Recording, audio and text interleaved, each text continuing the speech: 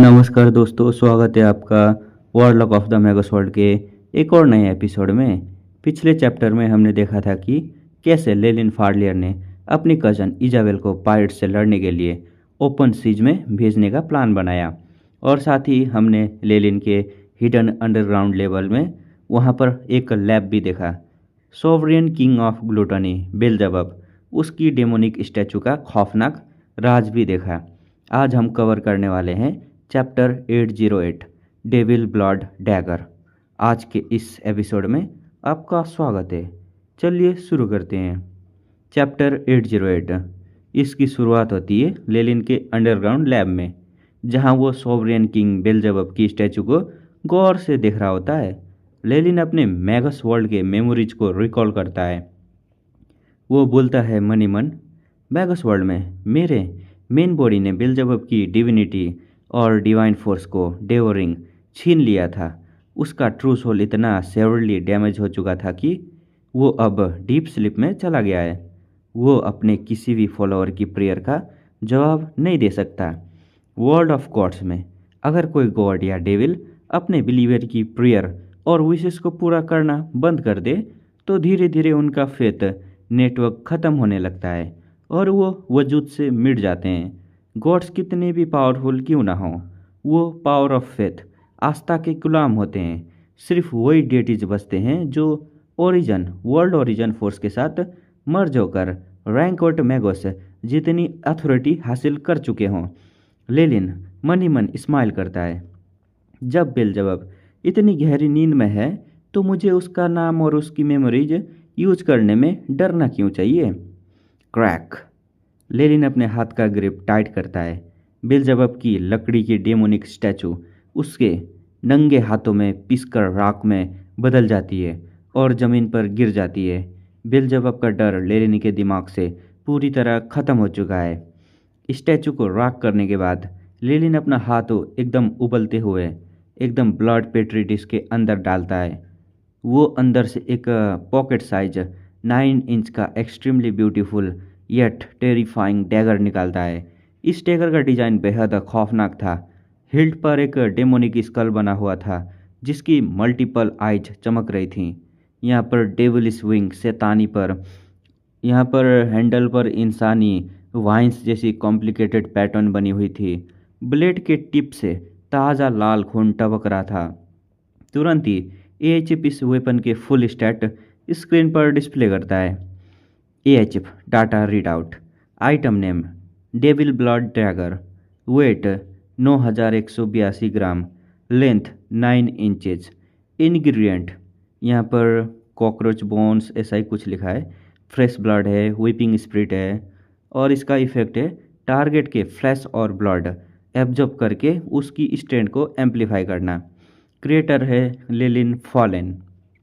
बेल्जेबब की मेमोरीज में अगर किसी बिलीवर को ये डेविल ब्लड डैगर चाहिए होता था तो उसे किसी हॉस्टाइल गॉड के रैंक 15 प्रिस्ट की ना बलि देनी पड़ती थी, या एक पूरे छोटे शहर का कत्लेआम करना पड़ता था।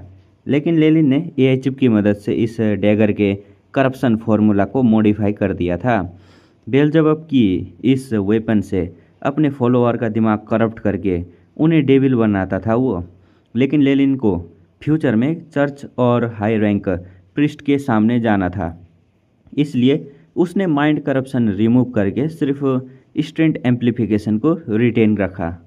वेपन तो बन गया था, लेकिन इसे एक्चुअल बैटल में यूज करने से पहले लेलिन को इसका लाइव ह्यूमन एक्सपेरिमेंट करना था।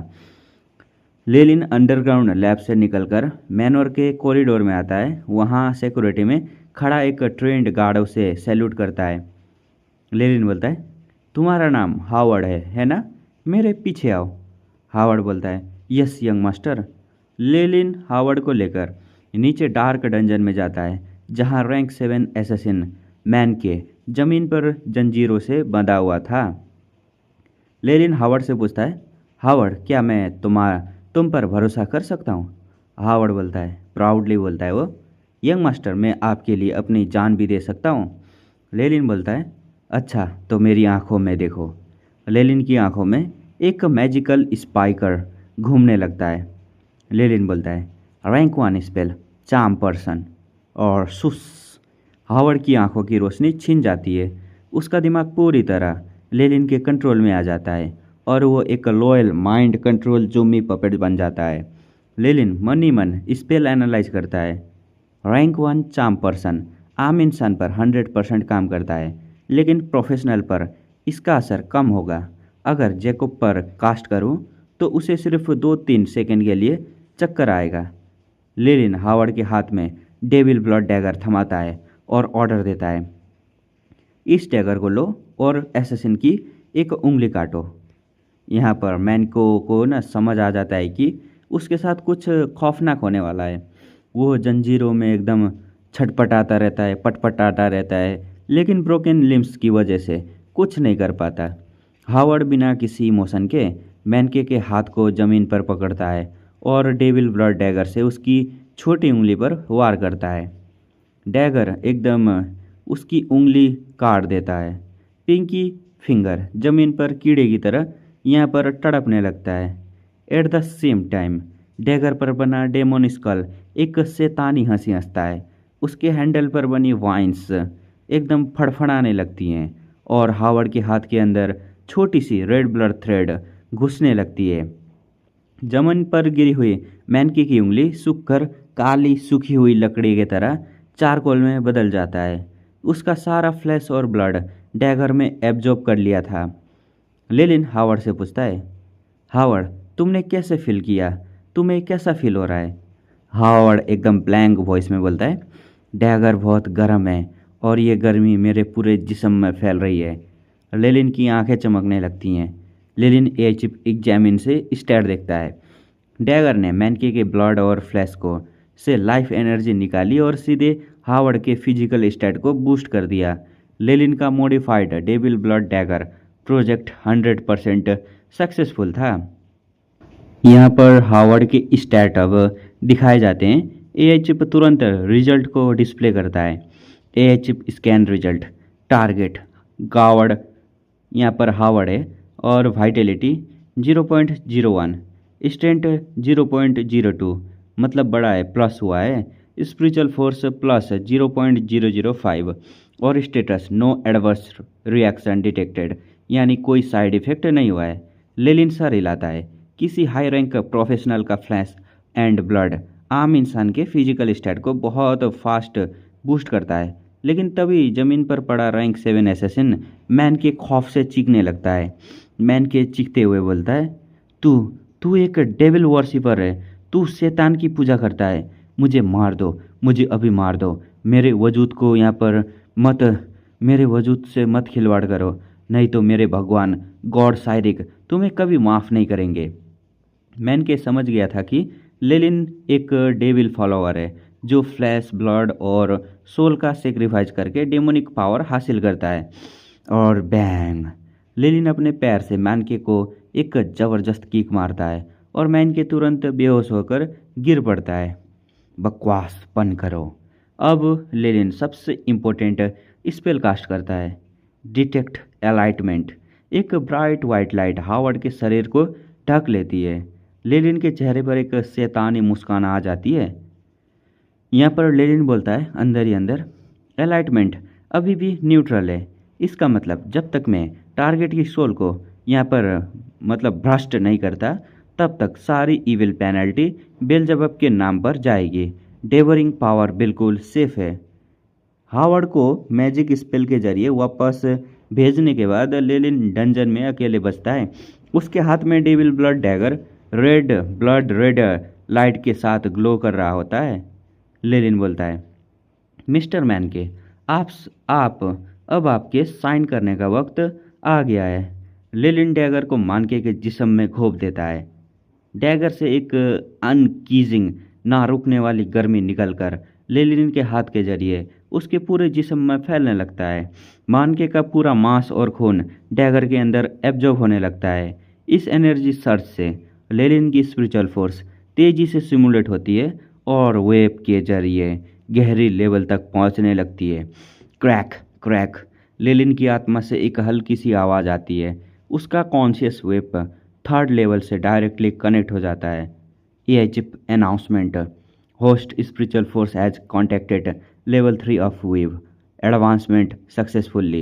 Advanced to rank 7 wizard. Spiritual force plus 0.5. New additional rank 3 special slot. Rank 1.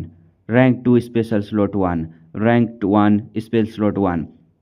मतलब यहाँ पर ना रैंक 3 का एक स्पेल स्लॉट मिला है और रैंक 2 का एक और रैंक 1 का एक।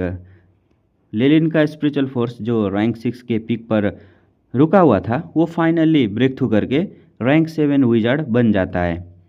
एआई चिप तुरंत लेलिन के अपडेटेड ओवरऑल स्टैट को स्क्रीन पर रिफ्रेश करता है। लेलिन फार्लियर updated stat age 15 race human rank 7 wizard strength 2.5 agility 2.0 vitality 3.7 spiritual force 7.0 status healthy innate talent study इरिड्यूट और स्पेल स्लॉट रैंक 3 में एक स्पेशल स्लॉट है, रैंक 2 में 3 स्लॉट हैं और रैंक 1 में 4 स्लॉट हैं और रैंक 0 में तो ना जाने कितने हैं। अनलिमिटेड है, उसको तो हैक ही कर लिया लेलिन ने। लेलिन देखता है कि 15 साल का होते ही उसके फिजिकल स्टेट आम एडल्ट ह्यूमन के लेवल तक पहुंच गए हैं, जिससे उसकी बॉडी अब ज़्यादा पावर कंटेन कर सकती है। लेकिन सबसे इंटरेस्टिंग बात यह है कि spell slot constant world of gods में गॉडेस ऑफ द वेव्स ने सभी स्पेल कास्टर पर 2 स्ट्रिक्ट रूल लगाए हैं। पहला है कोई भी विजार्ड किसी एक रैंक के 9 स्पेल स्लॉट्स ज़्यादा नहीं रख सकता, मतलब किसी भी एक रैंक के 9 से ज़्यादा स्लॉट उससे ज़्यादा रख ही नहीं सकता। और दूसरा है रैंक 7 विजार्ड सिर्फ रैंक 3 तक के स्पेल एक्सेस कर सकता है, रैंक 4 या उससे ऊपर के नहीं। लेलिन मनी मन हंसता है। एंशियंट वॉर्स के दौरान एंशियंट मैगोस ने गॉड के दिल में इतना खौफ पैदा कर दिया था कि गॉड्स ने विजार्ड को वीक करने के लिए व्हिप की सेकल्स जंजीरें बना दी। लेकिन जिस दिन ये व्हिप्स टूटेंगी उस दिन इस दुनिया में कितना मज़ा आएगा। ब्रेक थ्रू के बाद लेलिन खड़ा होता है और ज़मीन पर देखता है वहाँ रैंक 7 एसेसिन मैनके का मांस और खून गायब हो चुका था, सिर्फ एक ड्राई स्केलेटन कंकाल बचा हुआ था। लेकिन तभी लेलिन को अपने शरीर में एक अजीब सा भारीपन फील होता है। लेलिन सोचता है मेरे शरीर ओवर रिएक्टिंग की तरह फुल हो रहा है, डेवरिंग पावर बहुत इंटॉक्सिटी है, लेकिन अगर मैंने इस एनर्जी को डाइजेस्ट किए बिना और एब्जॉर्ब किया तो ये लाइफ एनर्जी सबसे बड़ा टॉक्सिन मतलब जहर बन जाएगा। लेलिन समझ जाता है कि डेविल ब्लड डैगर को कॉन्स्टेंटली यूज नहीं किया जा सकता, उसे पहले पिछली एनर्जी को कम्प्लीटली डाइजेस्ट करना होगा। इसके बाद लेलिन शुरू करता है अपना कवर अप प्लान। मैनके के स्केलेटन को फायर मैजिक से जलाकर पूरी तरह राख कर देता है ताकि कोई इविल रिचुअल का प्रूफ ना मिले। डेविल ब्लड डैगर से एब्जॉर्ब्ड सोल के मेमोरीज को फ्रैगमेंट कर देता है ताकि कोई ट्रेस ना बचे। लेलिन की आंखों में एक शैतानी चमक आती है। नीचे से रैंक 7 तक की इतनी फास्ट ग्रोथ को छुपाने के लिए मुझे एक बहाना चाहिए और विस्काउंट टीम के पायरेट्स का अटैक मेरे लिए सबसे परफेक्ट कवर अप बनेगा।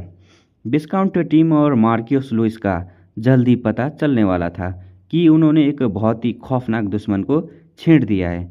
और इस वक्त यहाँ पर सीन शिफ्ट होता है फॉलन आइसलैंड के ग्रीन फील्ड में। यहाँ पर अनाज सुखाने वाला मैदान। यहाँ पर लेलिन के सामने कुल 80 लोग खड़े थे, 50 पोर्ट से और 30 मैनोर से। उनके पास लेदर आर्मर था और वो अपने वेपन को एकदम चमका रहे थे। लेकिन लेलिन जानता था कि ये एक राउडी क्राउड है। नॉर्मल पेट्रोल के लिए ठीक है, लेकिन असली ब्लडी बैटल पर बिना मोरल के ये भाग जाएंगे। लेलिन उनके अंदर आग भरने के लिए एक वायलेंट और इमोशनल स्पीच शुरू करता है। बोलता है यहाँ पर स्पीच बोलते हुए, फॉलन आइसलैंड के निवासियों, इविल पायरेट्स हमारे कोस्ट पर पहुँचने वाले हैं। वो आपके माता पिता का कत्ल करेंगे, आपकी रोजी रोटी और यहाँ पर सब कुछ छीन लेंगे और आपकी बेटियों और पत्नियों की इज्जत लूट लेंगे। वो किसी भी हद तक गिर सकते हैं। सैनिक गुस्से से भर जाते हैं। वो जानते थे कि पायरेट्स कितने बहरेम होते हैं। और आगे लेलिन बोलता है, बताओ मुझे, क्या तुम ये होने दोगे? अब यहाँ पर ट्रूप्स एकदम रोरिंग करते हुए बोलते हैं, नहीं कभी नहीं। तभी लेलिन की यहाँ पर ताली बजती है और उसके बॉडीगार्ड बड़े बड़े लकड़ी के संदूक स्टेज पर लाते हैं।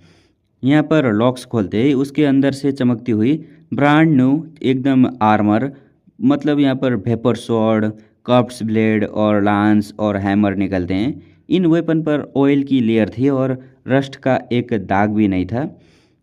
और यहाँ पर लेलिन बोलता है, जो भी इस ऑपरेशन में हिस्सा लेगा वो अपना वेपन चुन सकता है। वाइस कैप्टन और उनके ऊपर वालों को पूरा सेट आर्मर मिलेगा। अगर तुमने जंग में बड़ा योगदान दिया तो ये आर्मर और वेपन हमेशा के लिए तुम्हारे हो जाएंगे।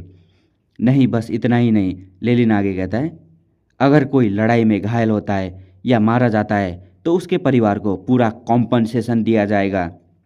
सैनिक यहाँ पर फॉलेन फॉलेन के नारे लगाने लगते हैं।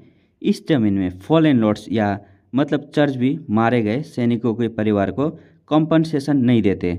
मतलब यहाँ पर कोई भी मारा जाए कहीं पर भी सैनिक, तो चर्च या लॉर्ड्स भी ना उनको मतलब कॉम्पनसेशन नहीं देते।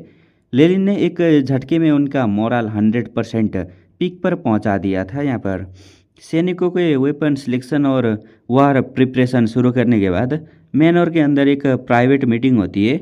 लेनिन सबसे पहले मैनोर के सबसे विश्वसनीय हाउसकीपर अंकल लियोन को बुलाता है और बोलता है, अंकल लियोन, मैनर की जिम्मेदारी मैं आप पर छोड़ रहा हूँ। मैंने ऑर्डर्स दिए हैं, मेरे बाद आप ही सब देख लेना और संभाल लेगा।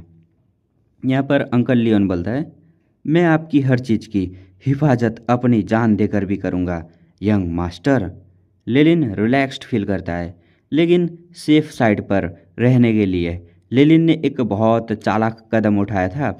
उसने अपनी मदर सारा, कजन क्लेयर और कारा, वो उनको ना सीक्रेटली पोर्ट पर यहाँ पर चर्च ऑफ नॉलेज में भेज दिया था। मतलब सारा को, उसकी मदर और कज़न वगैरह को, क्लेयर और क्लारा को, उनको सबको नॉलेज वहाँ पर चर्च में भेज दिया था। लेनिन जानता था कि बिशप टेप्रिस एक बहुत पावरफुल और एक जालसाज आदमी है। अगर बैटलफील्ड पर कुछ बुरा होता भी है तो चर्च ऑफ नॉलेज आइसलैंड की सबसे सेफेस्ट जगह थी, मतलब सबसे सेफ जगह थी। विस्काउंट टीम या पायरेट्स हमला करने की हिम्मत कभी नहीं करते वहाँ पर।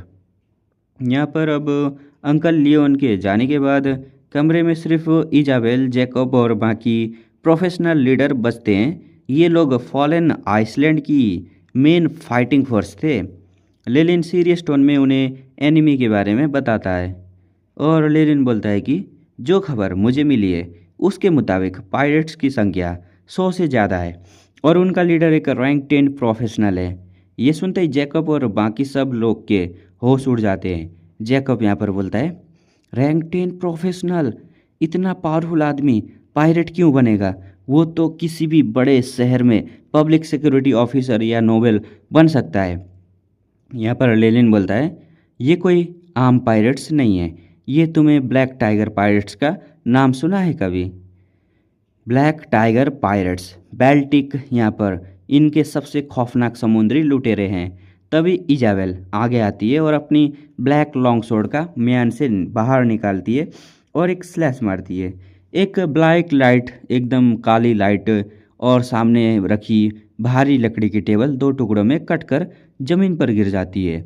एकदम इजाबेल कोल्ड और मर्डरस ऑरा के साथ बोलती है, लालच के लिए लोग कुछ भी कर सकते हैं, क्यों, क्या तुम लोग डर गए हो? इजाबेल की ये मर्डरस ऑरा देखकर सभी टीम लीडर की कान एकदम यहाँ पर कांप छोड़ जाती है। लेनिन बोलता है, आप सबको बता दूं, मेरी कज़न इजाबेल एक रैंक 9 प्रोफेशनल है और हमारे साथ फाइट करेगी। इजाबेल का रैंक 9 होना और लेनिन का विजार्ड होना देखकर सभी लीडर को विश्वास हो जाता है कि वो रैंक 10 लीडर को हरा सकते हैं। सभी तुरंत घुटने पर बैठकर लेनिन के प्रति अपनी वफादारी डिक्लेयर करते हैं। यहाँ पर लीडर की रॉयल्टी हासिल करने के बाद लेनिन एक पुराना पीला पड़ा हुआ मैप निकालता है और उसे टेबल पर फैलाता है। ये मैप फॉलन फैमिली ने कई दशकों डिकेट्स की मेहनत से बनाया था। इसमें फॉलन आइसलैंड के आसपास का पूरा ओशियन करंट, वाइंड डायरेक्शन और हिडन आइसलैंड मार्क थे। इस अकेले मैप की कीमत 10 गोल्ड कॉइन से भी ज़्यादा थी। लिलिन मैप पर एक छोटे से यहाँ पर आइसलैंड बेजान द्वीप पर उंगली रखता है। लिलिन बोलता है, ब्लैक टाइगर पायरेट्स अभी इस जगह पर छुपे हुए हैं। ये शिपिंग रूट से दूर है, इसलिए वो यहाँ सेफ फील कर रहे हैं। जेकब पूछता है कि क्या हम उनका कोस्ट पर आने जाने का इंतज़ार करेंगे। लिलिन बोलता है, कोस्ट पर उनका इंतज़ार करना बेवकूफ़ी होगी। मैं नहीं चाहता कि ये जंग मेरे टेरिटोरी या मैदान पर लड़ी जाए। हम उन पर यहाँ पर पहला हमला करेंगे। उन्हें पता चलने से पहले हम उनके छिपने की जगह पर सरप्राइज एम्बुश करेंगे। लेलिन के इस मास्टर माइंड एम्बुश प्लान को सुनकर सभी लीडर्स एक्साइटेड हो जाते हैं। विस्काउंट टीम को लग रहा था कि वो फॉलेन फैमिली पर एक अचानक अटैक कर रहा है, लेकिन उसे नहीं पता था कि लेलिन उसके पायरेट्स को उनके छिपने की जगह पर ही जिंदा दफन करने आ रहा है। सीन शिफ्ट होता है। रात के समय समुंदर के ठंडे और नमकीन हवा में जेकब, जो फॉलेन फैमिली का एक एक्सपीरियंस्ड मेंबर और एडवेंचरर है, वो डेक पर खड़ा है। सी विंड्स ठंडी हैं और जहाज़ आगे पीछे हिले जा रहा है, लेकिन जेकब की नज़र समुंदर पर नहीं बल्कि जहाज़ के अगले हिस्से पर खड़े लेलिन फॉलेन पर है। जेकब अभी तक सदमे में है कि वो एक डबल मास्टेड सेल बोट पर लगभग 80 लोगों के साथ सफ़र कर रहे हैं। फॉलेन फैमिली के लिए ऐसी बोट अरेंज करना कोई बड़ी बात नहीं थी, लेकिन जो बात जेकब और वहाँ खड़े हर एक बंदे के दिमाग को सुन कर चुकी थी वो था यंग मास्टर लेलिन का सच। यहाँ पर रिवील होता है कि अचानक रवाना होने से ठीक पहले लेलिन ने सबके सामने स्पेल कास्ट किया था, नॉन डिटेक्शन। और ये कोई मामूली स्पेल नहीं था, ये एक रैंक 3 स्पेल था। जेकब को अच्छे से पता था कि बिना किसी मैजिक स्क्रोल या मैजिक आइटम के इतना बड़ा रैंक 3 स्पेल कास्ट करने का मतलब क्या है। इसका सीधा मतलब था कि लेलिन अब रैंक 7 विजार्ड बन चुका है। और थिंक अबाउट इट दोस्तों, अभी 2 साल पहले जब लेलिन रैंक 5 विजार्ड बना था, तभी लोगों ने मुंह खुले के खुले रह गए थे उनके। और अब सिर्फ 15 साल की उम्र में वो रैंक 7 पर पहुंच चुका है। जेकब अपने मन ही मन सोचता है कि विजार्डिंग पाथ में एडवांसमेंट सबसे ज़्यादा मुश्किल होता है। अगर किसी को बिना किसी शॉर्टकट के आगे बढ़ना हो तो सदियां लग जाती हैं। 15 साल की उम्र में रैंक 7 होने का मतलब है कि अगले कुछ 100 ईयर में लेलिन आराम से रैंक 15 ग्रेट विजार्ड बन सकता है। डैम ब्रेथ किंगडम में ग्रेट विजार्ड की इज्जत इतनी ज़्यादा होती है कि किंग खुद उन्हें एकदम अर्ल की पोस्ट और ज़मीन दान में दे देते हैं ताकि उन्हें अपने पास रोके सकें।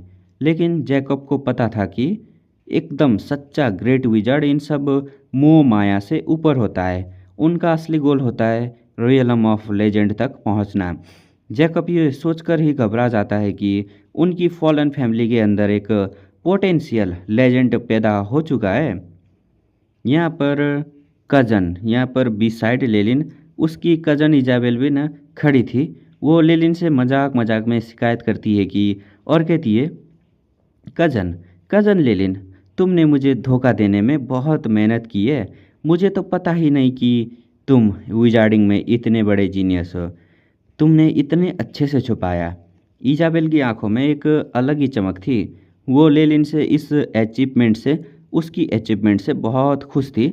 लेलिन थोड़ा पास आता है और एक सब्टल स्माइल के साथ कहता है कि हर किसी के पास अपने सीक्रेट होते हैं, जैसे कि इजाबेल के पास भी है।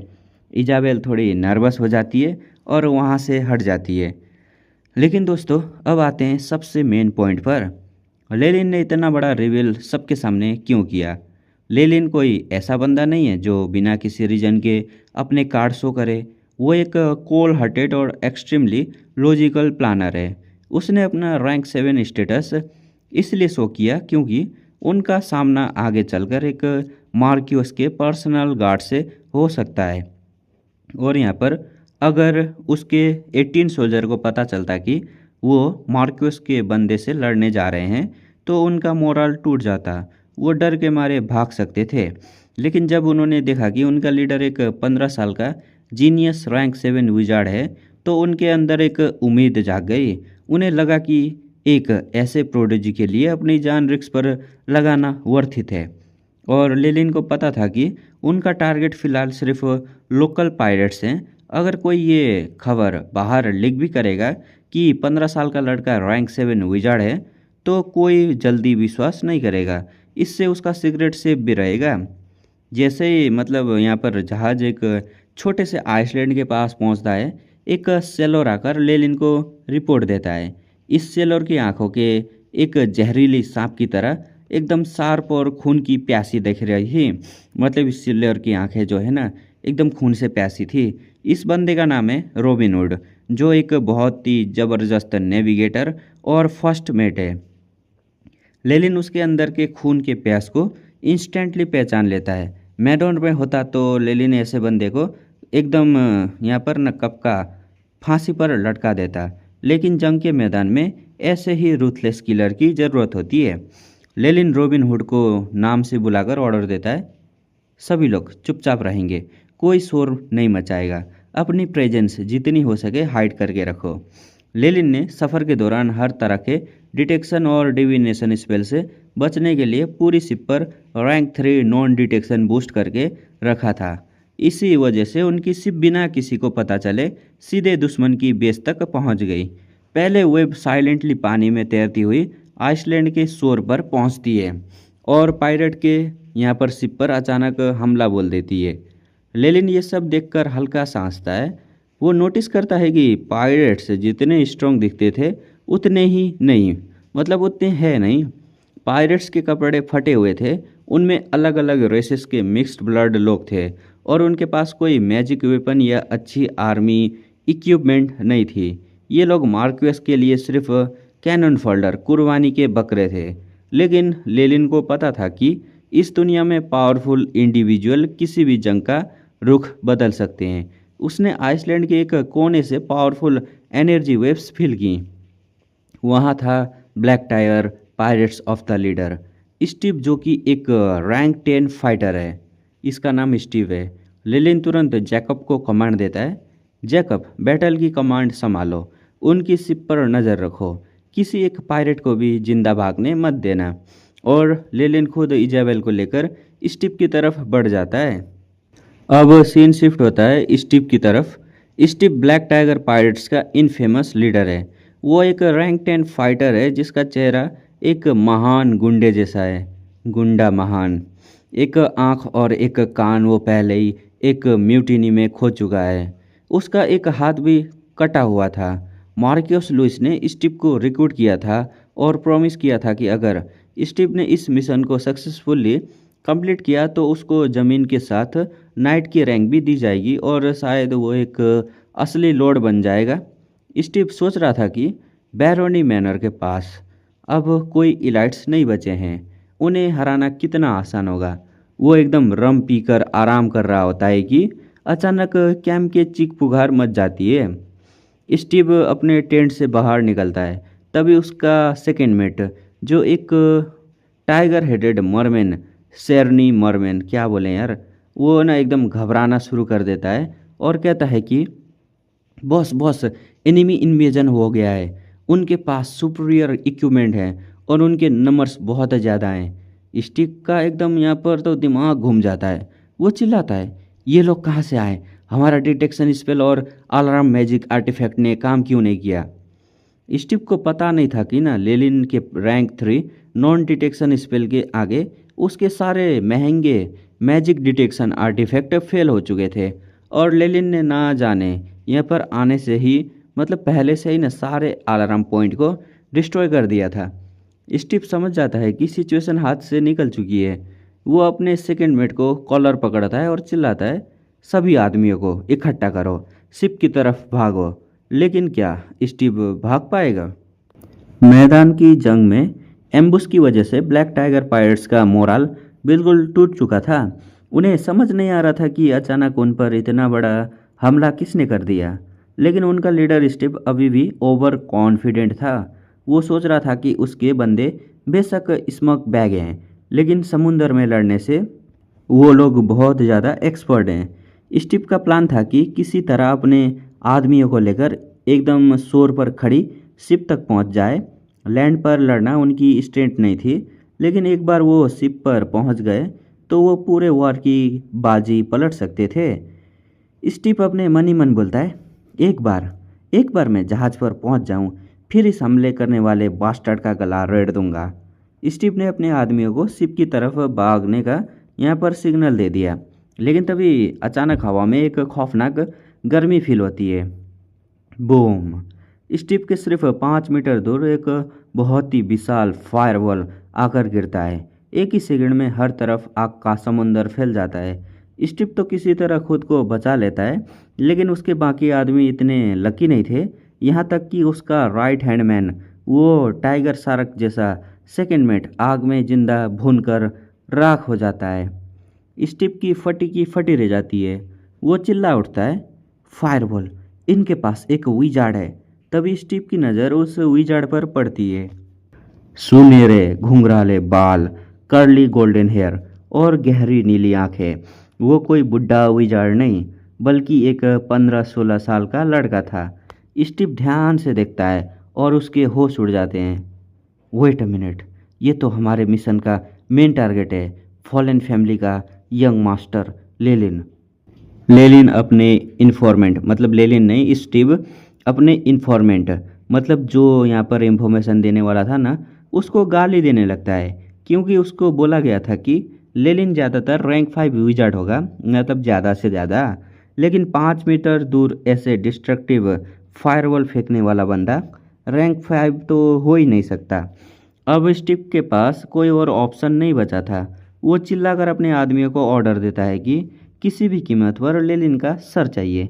लेकिन दोस्तों, हमारा लेलिन क्या चुपचाप खड़ा रहेगा? भाई बिल्कुल नहीं। लेलिन ने स्टीव को देखा और पहचान लिया कि ये पायलट लीडर है।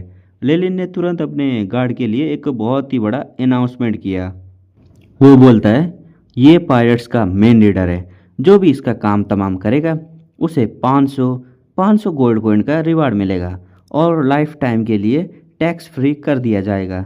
50 गोल्ड कॉइन, मतलब 50 से 500, 500 नहीं 50 है, 50 गोल्ड कॉइन और हमेशा के लिए टैक्स फ्री। ये सुनते ही लेलिन के गार्ड पागल हो गए। ये इतना बड़ी रकम थी कि लोग इसके लिए अपनी जान भी दान करने को तैयार हो गए। गार्ड बिना सोचे समझे डायरेक्ट स्टीव पर टूट पड़ता है। लेकिन लेलिन सिर्फ बातें नहीं करता, उसने तुरंत अपने गार्ड पर 2 पावरफुल बफिंग स्पेल कास्ट किए। पहला था गार्ड की हिल्ट और स्टैमिना बढ़ाने के लिए, बियर एंडोरेंस, और दूसरा था गार्ड की फिजिकल स्ट्रेंथ और अटैक पावर बढ़ाने के लिए, बुल स्ट्रेंथ। यहाँ पर लेलिन एक बहुत ही इम्पोर्टेंट ऑब्जर्वेशन करता है वर्ड्स यहाँ पर मैजिक सिस्टम के बारे में। लेलिन का थॉट ये है कि इस दुनिया के विजार्ड विप से कनेक्टेड हैं। विप की वजह से वो बहुत ही फास्ट स्पीड से मैजिकल बफ और स्पेल कास्ट कर सकते हैं। अगर एक विजार्ड के पास इनफ स्पेल स्लॉट हो तो वो बैटलफील्ड में एक वॉल्किंग कैनन, एकदम चलती फिरती तोप की तरह है। फायरवॉल जैसे स्पेल बिल्कुल मॉडर्न मिसाइल की तरह काम करते हैं, जिससे आम इंसान भी कभी नहीं बच सकता। यहाँ पर दोस्तों, स्टीव कोई मामूली पायरेट नहीं था, वो एक रैंक 10 फाइटर था। जब गार्ड उस पर झपटे तो स्टीव ने अपनी सिग्नेचर स्किल एक्टिवेट की, रैपिड चार्ज। उसकी पूरी बॉडी एक हैजिंग लाइट से एकदम घेरी गई। वो एक हैवी आर्मर्ड टैंक या बुलेट ट्रेन की तरह गार्ड के बीच में से घुस गया। थम! स्टीव जिससे भी न टकराता वो हवा में उड़कर दूर जा गिरता। हर तरफ हड्डियों का टूटने की आवाज़ एकदम सुनाई दे रही थी। हालांकि गार्ड के न भाले और तलवारों से स्टीव को भी एकदम जख्म हुए और उसके जिस्म से खून बहने लगा, लेकिन वो रुकने का नाम नहीं ले रहा था। लेलिन ने देखा कि स्टीव अभी भी जिंदा बच सकता है, तो उसने चिल्ला कर बोला, अभी सरेंडर कर दो। एक नोबल होने के नाते मैं तुम्हें प्रॉपरली कैप्टिव बनाकर रखूँगा। लेलिन चाहता था कि स्टीव जिंदा पकड़ा जाए ताकि मार्कियस लुइस के खिलाफ उसे एक ऑफिशियल एकदम विटनेस की तरह यूज किया जा सके। स्टीव जोर कर हंसता है और मॉकिंग टोन में कहता है, सरेंडर? तुझ जैसे बच्चे के ब्रैट के सामने तुझे क्या लगता है मेरी पावर सिर्फ इतनी है? और तभी स्टीव के चेहरे पर एक बहुत ही खौफनाक और चालाक स्माइल आती है। उसके पूरे जिस्म से एक स्कारलेट लाइट पवित्र रोशनी निकलने लगती है। लेलिन तुरंत 2 कदम पीछे हट जाता है। वो समझ जाता है कि ये एनर्जी क्या है। डिवाइन फोर्स, भगवान की शक्ति। In the blink of an eye Steve ने इंस्टेंट रैंक 3 मतलब 3 रैंक का 1 स्पेल यहाँ पर एकदम कास्ट कर दिया। पहला था ब्लेस, दूसरा था क्योर लाइट वांड्स और तीसरा था नाइट शील्ड। डिवाइन लाइट के अंदर स्टीव के सारे जख्म एकदम मिनट में हील होने लगे। वो दोबारा से अपनी प्राइम कंडीशन में आ गया। लेलिन अपने मन ही मन सोचता है कि डिवाइन फोर्स वाकई बहुत ट्रबलसम होती है, क्योंकि डेली प्रेयर्स के जरिए ये स्पेल इंस्टेंट रिस्टोर हो जाते हैं। यहाँ पर हील होने के बाद स्टीव अपने रैंक 10 क्यूआई और डिवाइन फोर्स को मिक्स करता है और एक स्किल यूज करता है, एल्ड्रिच ब्लास्ट। उसने अपनी तलवार से एक ग्लोइंग क्यूआई ब्लेड निकाला और डायरेक्ट लेलिन की तरफ फेंका। पाथ में आने वाले गार्ड को 2 टुकड़े में काट कर ब्लड और एकदम यहाँ पर उसको कोरे में बदल कर यहाँ पर पूरा फैला देता है। लेलिन परेशान होकर अपना सर पकड़ता है। तभी एआई चिप की रिपोर्ट आती है। AI chip target entry Steve professional, यहाँ पर रैंक 10 फाइटर, रैंक 3 सेरिक। और यहाँ पर स्टेटस है, स्ट्रेंथ है 10+, एजिलिटी है 7, वाइटलिटी है 6 और स्प्रिट है 4। और वार्निंग भी दिया जाता है, टारगेट के राइट हैंड आयरन हुक में यहाँ पर बनी हुई मैजिकल विप्स हैं, एक्सट्रीमली डेंजरस है। स्टीव का राइट हैंड एक आयरन हुक था जो खून और मांस के टुकड़ों से भरा हुआ था। स्टीव जैसे ही लेलिन पर अटैक करने बढ़ता है, तभी इजाबेल अपनी ब्लैक स्वॉर्ड लेकर बीच में आ जाती है। इजाबेल बोलती है, तुझे यंग मास्टर तक पहुंचने से पहले मुझसे लड़ना होगा। स्टीव बिना किसी रहम के अपनी तलवार इजाबेल पर चला देता है। क्लैंग के साथ बोथ साइड स्वॉर्ड एकदम कोलाइड होते हैं, स्पार्क उड़ रहे होते हैं। स्टीव शौक था कि एक लड़की उसके रैंक 10 अटैक को रोक पा रही थी। यहाँ पर इजाबेल ने डेमोनिक सेक्रीफाइस करके अपनी पावर बढ़ाई। यहाँ पर इसलिए वो स्टीव को होल्ड पर यहाँ पर रख पा रही थी।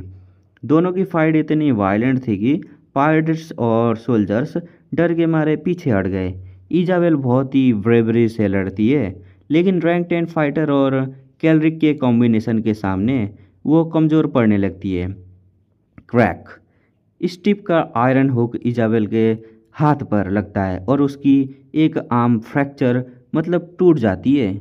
इजाबेल दर्द से एकदम करा उठती है, लेकिन वो रोना नहीं रोती। वो सोचती है कि अब उसे अपना डेमोनिक सील खोलना पड़ेगा, लेकिन आसपास इतने सोल्जर को देखकर वो हेजिटेट करने लगती है। तभी लेलिन सिचुएशन समझता है और चिल्लाता है, इजाबेल रिट्रीट करो, यहाँ पर जल्दी रिट्रीट करो। इजाबेल लेलिन पर पूरा ट्रस्ट करती थी, इसलिए वो तुरंत पीछे हटने लगती है। स्टीव उसका पीछा करने वाला होता है, तभी हवा में से एक पॉइजनस एरो आकर स्टीव के पैरों के पास जमीन पर घुस जाता है। एरो की स्पीड और एंगल इतना डेडली था कि स्टीव को पीछे हटने पर मजबूर होना पड़ता है। स्टीव थोड़ा पीछे हटकर ठंडी सांस लेता है। उसके पाम्स एकदम पसीने पसीने से भीग चुका था। वो जान गया था कि सिचुएशन उसके हाथ से पूरी तरह निकल चुकी है। स्टीव की नज़र लेलिन पर पड़ती है। लेलिन के हाथ में अब एक क्रॉसबो था और उसके चेहरे पर एक बेहद ही यहाँ पर बिना किसी रहम की स्माइल थी। इजाबेल, जैकब और फॉलन फैमिली के बाकी आर्म्ड सोल्जर ने पूरे एरिया को एकदम घेर कर रख लिया था। पायरेट्स के बाकी कैंप को पहले ही वाइप आउट किया जा चुका था। आग के शोले चारों तरफ भड़क रहे थे और उनकी रोशनी में स्टीव का चेहरा किसी मुर्दे की तरह सफ़ेद पड़ चुका था। वो अच्छी तरह समझ गया था कि आज के दिन के बाद ब्लैक टाइगर पायरेट्स का नाम और निशान इतिहास से मिटने वाला है। स्टीव यहाँ पर एकदम इंस्टेंट सर्वाइवल मोड में आ जाता है। स्टीव एक पुराना और चालाक पायरेट था। उसने सोचा कि अगर वो अकेले भी यहाँ से ज़िंदा निकल गया तो वो दोबारा से पायरेट्स को असेंबल कर लेगा और बाद में इन छोटे विजार्ड लेलिन से बदला लेगा। स्टीवर्ड अचानक हवा में एक स्ट्रेंज एंगल पर ट्विस्ट होकर भागने की कोशिश करता है, लेकिन लेलिन उसे भागने का कोई मौका नहीं देता। लेलिन ऑर्डर देता है, शूट। जैकब की कमांड में हजारों क्रॉसबो एरो के साथ स्टिप के स्कोप रूट्स को ब्लॉक कर देते हैं। स्टिप डार्क मैजिक शील्ड क्रिएट करता है, लेकिन एरो इतने पावरफुल थे कि शील्ड चकनाचूर हो जाते हैं और एक एरो स्टिप के जिस्म पर यहाँ पर कट लगा देता है। स्टिप जमीन पर गिरता है और बाहर भागने की यहाँ पर दौड़ लगाने लगता है, लेकिन जैसे ही वो कैंप के बाहर निकलने वाला होता है, बैम, जमीन से एक विशाल सफ़ेद स्पाइडर वेब निकलकर उसे पूरी तरह घेर लेता है।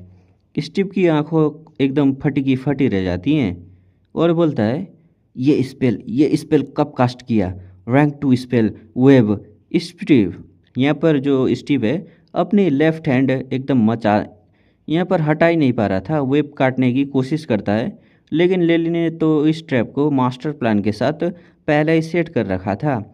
लेलिन इंस्टेंटली मल्टीपल स्पेल की रेन कर देता है। यहाँ पर वो छोड़ता है रे ऑफ इम्प्लेमेंट स्टिप की स्ट्रेंथ वीक करने के लिए, और दूसरा था स्लीप उसके माइंड को डेज करने के लिए, और तीसरा था रेस्ट्रिक्ट उसकी मूवमेंट कम्प्लीटली लॉक करने के लिए। पहले ही इंस्टेंट उसने इंटेंस फाइट से थका हुआ स्टीव इन स्पेल को ड्रॉज नहीं कर पाता। उसकी एकदम यहाँ पर हाथ से यहाँ पर वो पूरी तरह ना यहाँ पर गिर जाता है।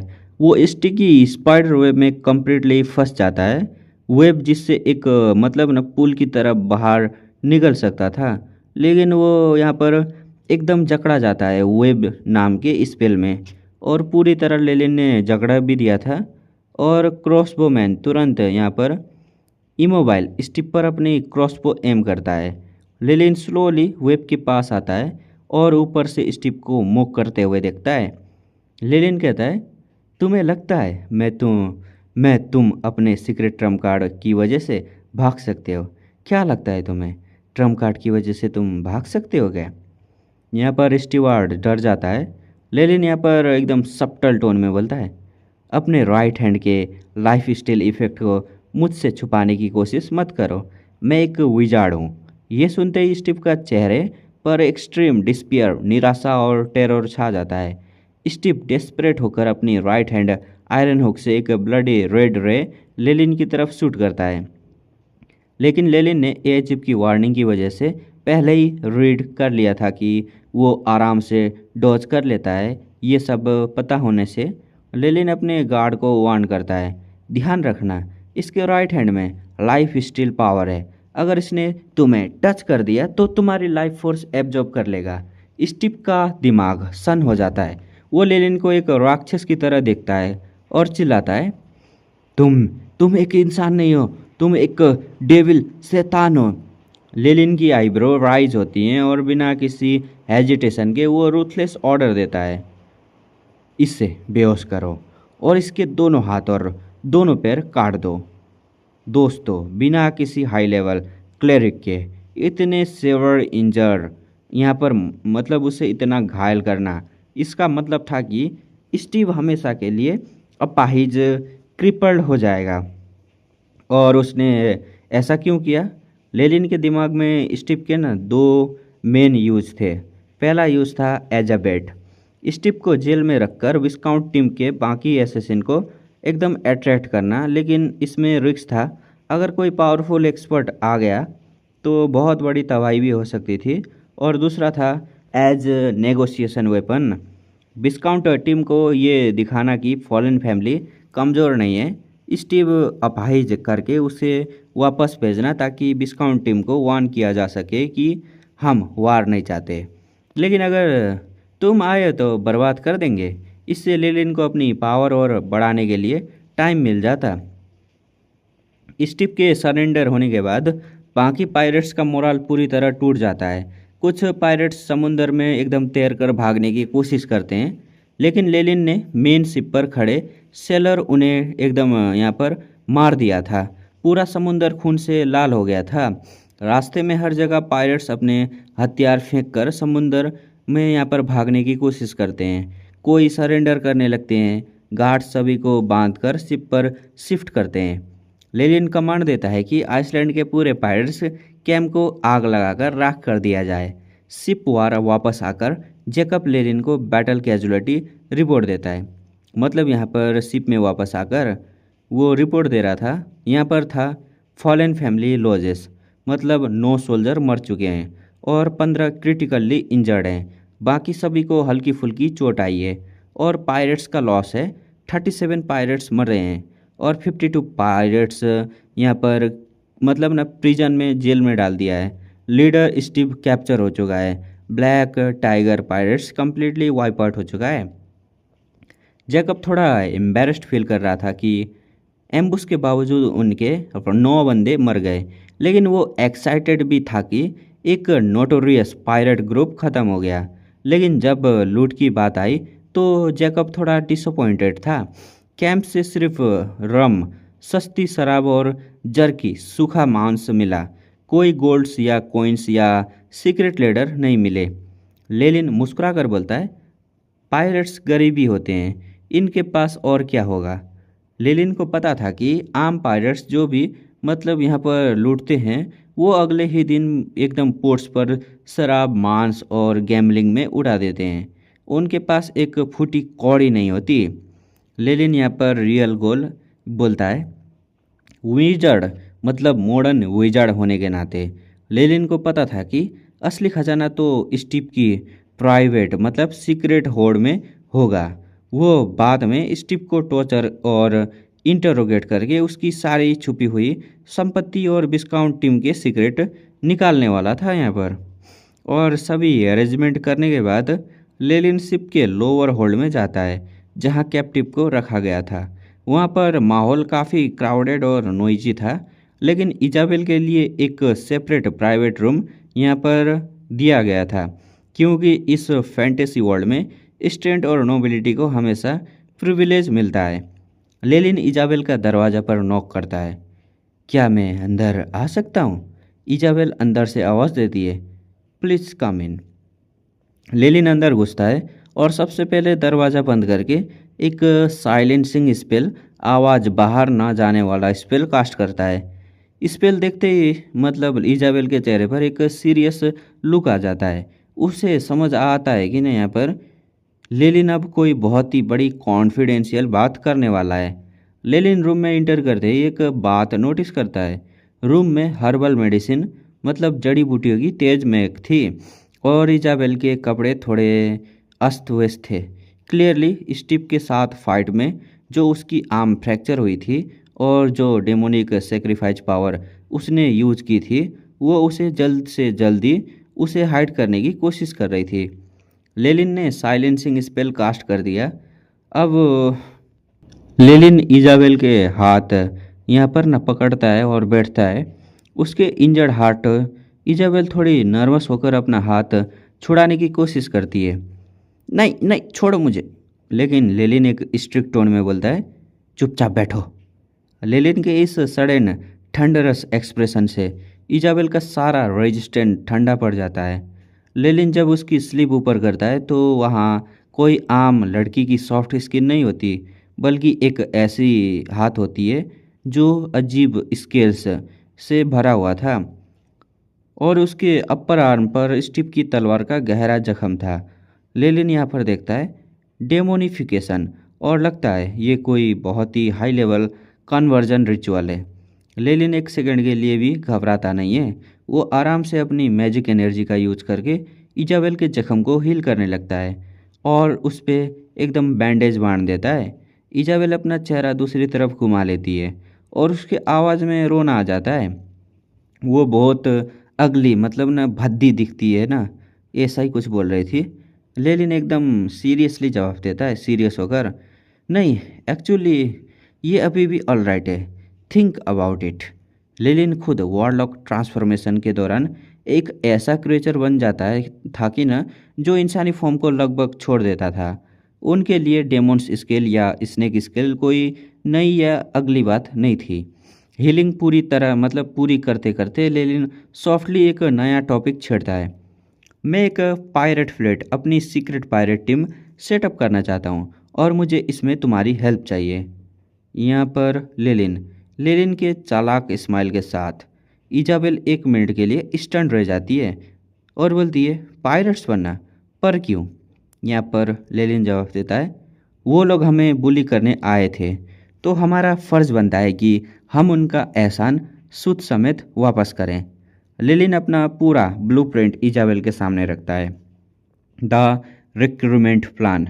टेरिटरी मास्टर होने के नाते लेलिन पब्लिकली ये अनाउंसमेंट करेगा कि ब्लैक टाइगर पायरेट्स को फांसी कर दिया गया है, लेकिन सीक्रेटली उन्हीं कैप्चर्ड पायरेट्स को रिसाइकल करके अपनी नई पायरेट्स क्रू का सबसे बड़ा बेस बनाया जाएगा। और तीसरा, रॉबिन हुड जो पहले फर्स्ट मेट था, वो उसको ना फ्लीट का फर्स्ट मेट बनाया जाएगा, क्योंकि वो पायरेट्स के तरीके अच्छी तरह समझता है। और यहाँ पर तीसरा है, स्टीव की सारी छुपी हुई वेल्थ, स्टोलेंड गोल्ड और उनकी सीज्ड पायरेट शिप से ये फ्लीट तुरंत रेडी हो जाएगी। और पांचवा है इजाबेल का रोल। इजाबेल इस पूरी पायरेट्स फ्लीट को सीक्रेटली कमांड करेगी। इजाबेल एकदम पट्टी बांधने के बाद अपनी आंसू पूछती है और लेलिन से पूछती है, तुम्हें क्यों लगता है कि मैं इस बात के लिए एग्री करूँगी?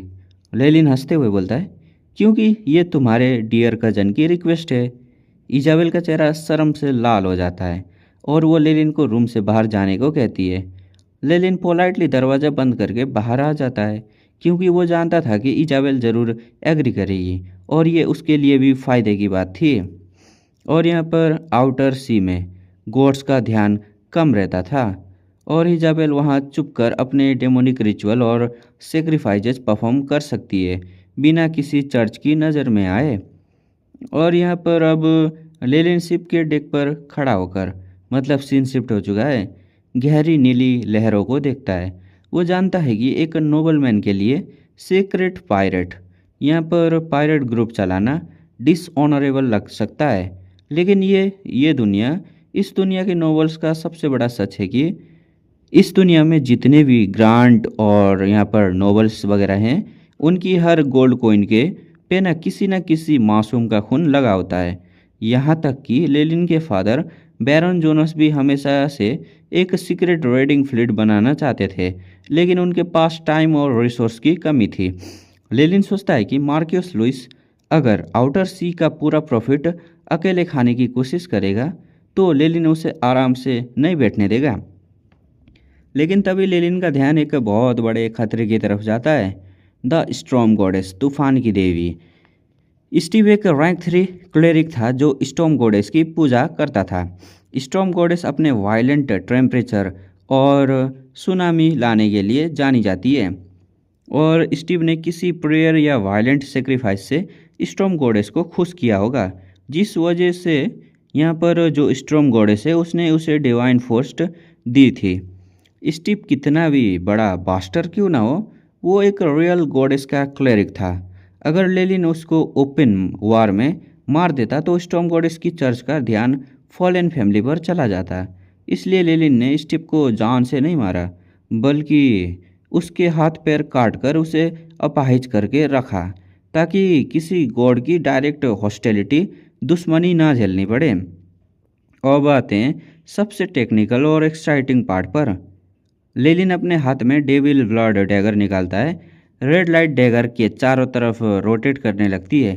इस डैगर से लेलिन किसी भी स्ट्रॉन्ग प्रोफेशनल या डेमोनिक बिस्ट का फ्लैश डेवोर करके अपनी स्पिरिचुअल एनर्जी बढ़ा सकता है। लेकिन लेलिन एक्सप्लेनेशन देता है कि वो हर किसी पायरेट को क्यों नहीं डेवोर करता, क्योंकि डेवोर करने के बाद एनर्जी को कम्प्लीटली डाइजेस्ट करना पड़ता है। अगर एक रैंक 1 विजार्ड सडन जंप करके लेजेंड बनने की कोशिश करेगा, तो वो अपने ही अनकंट्रोलेबल मैजिक एनर्जी से फट जाएगा। लो लेवल पायरेट्स के अंदर बहुत सारी इम्प्योरिटीज होती हैं, उसका कोई फ़ायदा नहीं है।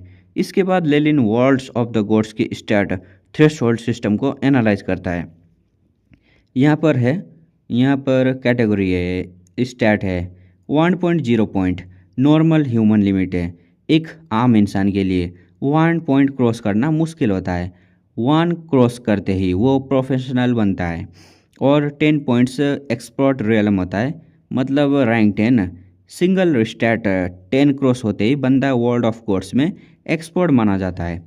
और 20 पॉइंट्स क्रॉस करने के बाद लेजेंडरी रियलम 20 पॉइंट पर बंदा लेजेंड बन जाता है और मोर्टल यहाँ पर ना मोर्टल लिमिट को तोड़ देता है।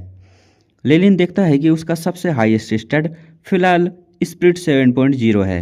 उसके कैलकुलेशन के हिसाब से जब वो रैंक 10 विजार्ड बनेगा तभी उसका स्पिरिट 10 के बराबर बैरियर को तोड़ पाएगा। लेलिन समझ जाता है कि वर्ल्ड ऑफ गॉड्स पावर को बहुत स्ट्रिक्टली सप्रेस करता है और हाई लेवल पर स्टैट बढ़ाना एक्सट्रीम डिफ़िकल्ट होता है। अगली सुबह दिखाया जाता है जहां सुबह सुबह एकदम घनी धूप थिक मिस्ट छाई हुई थी। लेलिन जैसे ही शिप के नीचे पर यहाँ पर न रखता है पैर रखता है, उसकी नज़र एक अनएक्सपेक्टेड पर्सन पर पड़ती है, हाउसकीपर लियोन। लियोन के कपड़ों पर ओस ओस मतलब वाटर ड्रॉप जमी हुई थी, जिससे साफ पता चल रहा था कि वो वहाँ काफ़ी देर से लेलिन का वेट कर रहा था। लियोन भागते हुए आता है। यंग मास्टर, मास्टर जोनस अब वापस आ गए हैं और उन्होंने कहा है कि आपके आते ही उन्हें इन्फॉर्म किया जाए। पहले जब लेलिन एकदम यहाँ पर स्लीथी तरीके से पायरेट शिप अटैक करने गया था तो वो चुप कर निकला था, यहाँ पर छुप कर एकदम किसी को बताए बिना। लेकिन अब वो पूरे कॉन्फिडेंस और एकदम बोल्ड तरीके से हार्बर पर वॉक कर रहा था। नील साफ था, वो उन सभी दुश्मनों को डराना चाहता था कि जो फॉलन फैमिली पर बुरी नज़र रखे हुए हैं उन्हें ख़त्म कर दिया जाएगा। लेकिन ध्यान देने वाली बात यह थी कि पोर्ट पर सिर्फ लेलिन की एक ही मतलब वारशिप इंटर करती है और यहाँ पर द ब्लैक टाइगर सिर्फ इजाबेल और सिलेक्टेड पायरेट के साथ रातों रात आउटर सी की तरफ रवाना हो चुकी थी।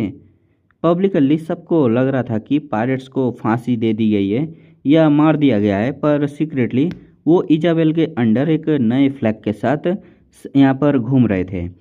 सिर्फ कुछ अनलकी पायरेट और उनका मेन बॉस स्टीव इस लेलिन की हाथ कैरेज में यहाँ पर कुछ लोग आए हुए थे। लेलिन ने स्टीव को एक काले भूरे ब्लैक सैक में बंद कर रखा था। वो जानता था कि स्टीव एक हाई रैंकिंग कैप्टिव है और अगर इसे आम गार्ड के भरोसे छोड़ा तो कोई गड़बड़ हो सकती है। स्टीव जो जैकब स्टीव को न एकदम घसीटते हुए यहाँ पर कैरेज में डालता है और लेलिन अपने मैनोर की तरफ निकल पड़ता है। अब यहाँ पर जैसे ही कैरेज फॉलन मैनोर के गेट पर रुकती है, लेलिन देखता है कि उसके पेरेंट्स बैरन जोनस और लेडी सारा गेट पर उसका वेट कर रहे हैं। लेडी सारा की आंखों में दर्द और चिंता साफ दिख रही थी। जैसे ही लेलिन कैरेज से बाहर निकलता है, लेडी सारा उसे गले लगा लेती है। ओह मेरा बच्चा बच्चा। बैरन जोनस एक नोबल की तरह काम रहने की कोशिश करते हैं, पर उनके चेहरे पर अपने बेटे को सही सलामत देकर खुशी झलकती है। वहाँ पीछे विजार्ड एरेनास भी खड़ा था, जो अपनी विजार्ड रोप में छुपा हुआ था और लेलिन को एक अप्रूविंग स्माइल देता है। लेकिन तभी लेलिन की नज़र बैरन जोनास के पीछे खड़े इलाइट्स गार्ड पर पड़ती है। यहाँ पर पावर लेवल रैंक 5 वॉरियर मतलब लीडर लेवल रैंक 9 कमांडर। मतलब ये है कि ना इसने शायद कुछ नए भर्ती कर लिए होंगे लोगों को। और यहाँ पर बैरन जोनस लेनिन को समझाता है कि बेटा फ्यूचर में इतने केयरलेस मत बनना। एक नोबल के लिए अकेले ट्रूप्स को लीड करके जंग में जाना शोभा नहीं देता। लेनिन हंसता है और बोलता है, फादर प्लीज़ मुझे मेरी स्पॉइल ऑफ वार और कैप्टिव को शो करने की परमिशन दें। जेकब कैरेज से एक इंसान को घसीट कर बाहर लाता है और जिसके सर पर काला बोरा था। स्टीव के हाथ पैर ऑलरेडी काट दिए गए थे, तो वो बिल्कुल अपाहिज था। बैरन जोनस शुरू में इस पर ज़्यादा ध्यान नहीं देते। उन्हें लगता है कि लेलिन ने किसी छोटे मोटे 15-20 फिशरमैन पायरेट्स को पकड़ लिया होगा। लेडी सारा तो डर कर एकदम श्रिक करती है और 2 कदम पीछे हट जाती है। लेलिन तुमने अपनी मदर को डरा दिया। किसी नोबलमैन के सामने ऐसे गंदे कैप्टिव को लाना सही नहीं है। उसकी मदर एकदम डांट रही थी। लेकिन ते यहाँ पर न तभी लेलिन आगे बढ़ता है और स्टीव के चेहरे को एकदम काला बोरा उसके मुंह से हटा देता है। बैरन जोनस शुरू में तो गुस्से में थे, लेकिन जैसे ही उनकी नज़र स्टीव के खून से मतलब पतले पड़े चेहरे और उसकी शरीर पर एकदम बने हैवी कॉम्बैट कैल्यूस पर पड़ती है, उसके होश उड़ जाते हैं। बैरन जोनस भागकर स्टीव के पास जाते हैं, उसके बालों को पीछे करके उसका चेहरा ध्यान से देखते हैं और चीखते हैं, गॉड्स गॉड्स, ये तो ब्लैक टाइगर का लीडर है, रैंक 10 फाइटर स्टीव है। स्टीव के सर पर बड़े बड़े चैम्बर्स ऑफ कॉमर्स ने 500 गोल्ड कॉइन का इनाम रखा था और इस रैंक 10 मॉन्स्टर को एक 15 साल के लड़के लेलिन ने कैप्चर कर लिया था। पीछे खड़े रैंक 5 इलाइट्स मर्सिनरीज, जो लेलिन को पहले आम बच्चा समझ रहे थे, उनकी आंखों में लेलिन के लिए एकदम से खौफ और रेस्पेक्ट आ जाती है।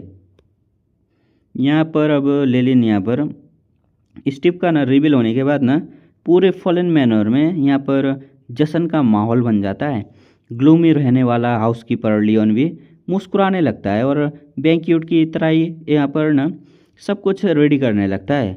लेकिन बैंक्यूट से पहले बैरन जोनस, लेलिन और विजार्ड एर्नस्ट स्टडी रूम में सीक्रेट मीटिंग के लिए इकट्ठा होते हैं। बैरन जोनस की आवाज़ हैवी और हॉर्स थी। लेलिन नोटिस करता है कि उनकी आंखें लाल है और कान के पास सफ़ेद बाल आ चुके हैं। मार्कियोस लुइस, उसका प्रेशर जो था उन पर बहुत ही भारी पड़ रहा था। बैरन जोनस बोलते हैं, लेलिन, तुम्हारी दी हुई इंफॉर्मेशन बहुत हेल्पफुल रही, हालांकि मुझे बहुत बड़ी कीमत चुकानी पड़ी, लेकिन मैंने चर्च ऑफ नॉलेज के साथ मामला संभाल लिया है। बैरन जोनस बताते हैं कि जब वो मेनलैंड गए थे तो मार्कियस लुइस के गुंडों ने उन पर मल्टीपल एसेसिन एटम एकदम जानलेवा अटैक किया था। बैरन जोनस को न मेनलैंड के वॉरलॉर्ड अर्ल ग्रिफिथ के पास जाना पड़ा। बैरन ने अपनी टेरिटोरी के प्रॉफिट का एक बड़ा हिस्सा अर्ल को ऑफर किया और इन रिटर्न अर्ल ग्रिफिथ ने उसकी सेफ्टी के लिए एक रैंक 9 लीडर और कई सारे रैंक 5 वॉरियर की टीम भेजी ताकि मार्कियोस लुइस को डायरेक्ट अटैक ना कर सके। बैरन जोनस को लगता था कि उनका बेटा लेलिन हार्बर पर अकेले हेल्पलेस था, क्योंकि वो सारे मेन गार्ड अपने साथ ले गया था। उन्हें नहीं पता था कि न लेलिन अकेला ही पूरी पायरेट्स फोर्स को तबाह करने के लिए काफ़ी था। बैरन जोनस लेलिन की तरफ देखते हैं और मुस्कुराते हुए पूछते हैं, आखिरकार स्टीव तुम्हारा प्रिजनर है। लेलिन, तुम क्या चाहते हो? उसके साथ क्या किया जाए? कोई आम 15 साल का लड़का होता तो गुस्से में बोलता, इसे जान से मार दो, इसने हमें ह्यूमिलेशन दिया है। लेकिन लेलिन कोई आम लड़का तो है नहीं, वो लेलिन फार्लियर है। लेलिन बिना किसी हेजिटेशन के एक ऐसा प्लान देता है जो बैरन जोनस के होश उड़ा देता है और बोलता है, लेलिन फादर, हमें एक मैसेंजर भेजना चाहिए और मार्कियस लुइस के साथ नेगोशिएशन करनी चाहिए। हम स्टीव को मार्कियस को वापस लौटाएंगे और बदले में उनके साथ एक पीस ट्रीटी, एकदम शांति समझौता साइन करेंगे। हमारी फैमिली अभी वीक है, हमें डायरेक्ट वार से बचना होगा। बैरन जोनस ये सुनकर लगभग तालियां बजाने लगता है। वो सोचता है कि इतनी कम उम्र में इतना सेल्फ कंट्रोल और पॉलिटिकल मैच्योरिटी होना मतलब आश्चर्यजनक है। लेलिन जानता था कि जब आप कमज़ोर हो तो झुकना और लो प्रोफाइल मेंटेन करना ही सबसे बड़ा वेपन होता है। बैरन जोनस पूछता है कि इस नेगोशिएशन के लिए सबसे सूटेबल मेडिटेटर कौन होगा? लेलिन बोलता है, चर्च ऑफ नॉलेज के बिशप टैप्रिस। अब यहाँ पर बिशप टैप्रिस दोनों साइड फॉलन फैमिली और मार्कियस लुइस का फ्रेंड है। ये चर्च ना प्रेस्टिग, मतलब इस मेडिटेशन से चर्च ऑफ नॉलेज और गॉड ऑफ नॉलेज की प्रेस्टिग बढ़ेगी, इसलिए बिशप टैप्रिस इस ऑफर को कभी रिजेक्ट ही नहीं करेगा। मार्कियस लुइस ओपन वॉर डिक्लेयर नहीं कर पाएगा क्योंकि चर्च बीच में मेडिटेटर बनी हुई है। बैरन जोनस को समझ आ जाता है कि उनका बेटा अब फॉलन फैमिली की लीडरशिप लेने के लिए 100% रेडी है। मीटिंग खत्म होने के बाद जब सब बाहर जाने लगते हैं, लेनिन धीरे से बोलता है, फादर, मुझे मास्टर एर्नस्ट से कुछ प्राइवेट बात करनी है। और यहाँ पर हम वीडियो एंड करेंगे। मिलेंगे हम अगले एपिसोड में, तब तक के लिए बाय बाय।